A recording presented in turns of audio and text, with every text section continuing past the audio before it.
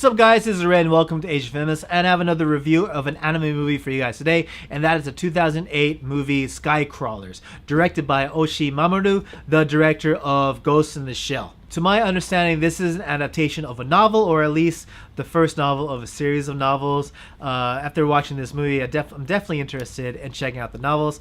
And this movie brings along the voice talents of Kase and Kikuchi RInko, the latter of which many of you know for her role in Pacific Rim.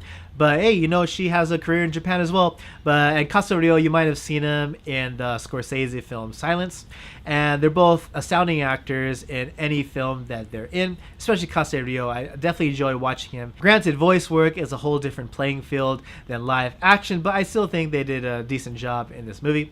But Skycrawlers, going back to it, the story of Skycrawlers just takes place in an alternate timeline. And it seems like in this world, everything is at peace. However, mankind has a natural thirst for warfare and conflict. So there are these private companies which conduct acts of war to kind of satisfy mankind's thirst for battles and warfare. And you know, these companies even get tours, like people come in and visit the hangars of these companies and even take photos of them and interview their favorite pilots and all. It's a pretty interesting world. And the story focuses on this pilot named Kanami. He is a children who are genetically engineered folks who never age. I think they appear as adolescents, maybe like teenagers or late teens, and they never stop growing from that point on. But the reason why they're kept young is so that they can keep fighting forever, or at least keep fighting until they're killed in battle. But Kanami, he's transferred to the Rostock Corporation,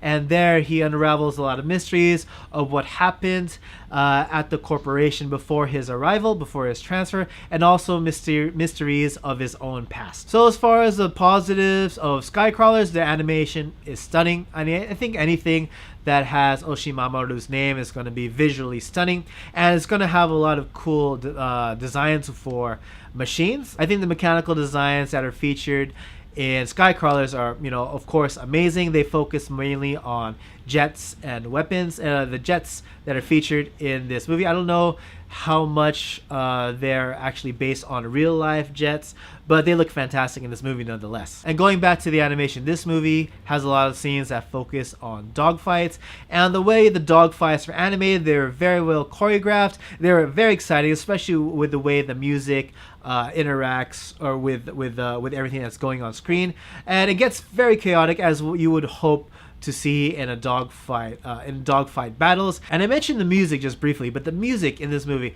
is outstanding. But you can only expect greatness from Kawaii Kenji. If you don't know Kawaii Kenji, you might have heard some of his music before. You might have heard Kawaii Kenji's music featured on other Oshii Mamoru's movies, such as Ghost in the Shell, and even in Tsui Hark's movies. So if there's a movie that requires some kind of epic music, epic composition, yeah, Kawaii Kenji is going to deliver in spades. I also enjoy the complexity and ambiguity of the characters. You don't really know anything about any of the characters throughout the story, and you know, as the story comes along, you pick up pieces here and there, but at the end, you still don't really know the full story. And I think that's interesting, the way the story, the atmosphere is set up in Skycrawlers. I thought that, you know, I enjoyed that part about this movie. And I thought the movie did well with the themes it tried to focus its story on, mainly on war and mortality. I thought the way the story was told, it definitely carried on those themes quite well. As far as the negatives are concerned about this movie, I think for the most part,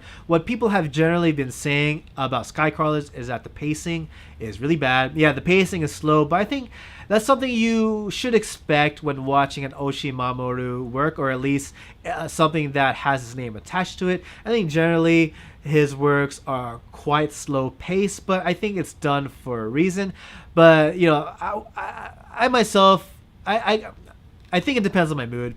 I think with Skycrawlers, I wasn't feeling the pacing much, and so I have to chalk that up as a negative. And I think the reason why is because there wasn't a good balance between story and action scene. I think if a story had slow pacing during story moments but had really intense fighting sequences, I could forgive this movie, but this movie was more story than action. And, you know, the action scenes, as I mentioned earlier, were great, but I wish there was a better balance between story and action. And I felt like the world in the story had a very interesting setup. Granted, I thought they could have done better with the world building.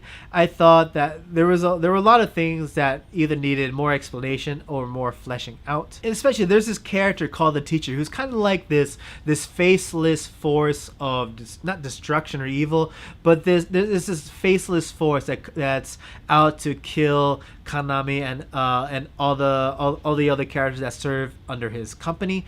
And you don't really know. Well, they introduce some of the backstory of the Teacher as the story goes along, but I don't know. I felt that they could have done better in explaining the backstory of the Teacher and just fleshing out who he is. But overall, what did I think of Skycrawlers? You know, I kind of have mixed opinions about it. I'm kind of half and half. I dig how it's animated. I dig everything visually about this story. I dig a lot of parts of the story, but I felt like the pacing really took me out of the movie a lot. And this isn't a movie that you should watch if you're tired or if you're half awake. I think this movie would put you to sleep if you're in that kind of mood. But you know, I think generally with Oshii's movie, that's almost the case, but this movie I think really takes the cake with that. And I don't know if I recommend this movie. I mean, it's interesting, it has a lot of interesting and unique concepts to say the least, but I don't know if I would 100% say that you guys should watch it, because I don't know, I think it's okay. Like I said, I have mixed feelings about it, but I will say, you know, this movie is based on a novel, as I mentioned earlier, or at least a series of novels. And if the novels expand more on the events, on what happened in this story, I'm definitely interested in checking out the rest of the novels. But as far as this movie as a standalone experience, it was okay. But yeah, those are my thoughts on Skycrawlers. What did you guys think, or what kind of questions did you guys have? Let me know in the comment section below. Please like, share, and subscribe. Follow me on Facebook and Twitter. And by all means, please support Asian Films on Patreon. It definitely helps the channel a lot. And hey, did you know I have a Discord server for fans to talk about Asian cinema? Well, not just Asian cinema, but just movies altogether. Leave a comment below, and I'll leave you a link so that way you can get invited to our server. And yeah, that's it for me. And as always, everyone, thank you so much for watching. Hope to see you all again in the next video. Take it easy.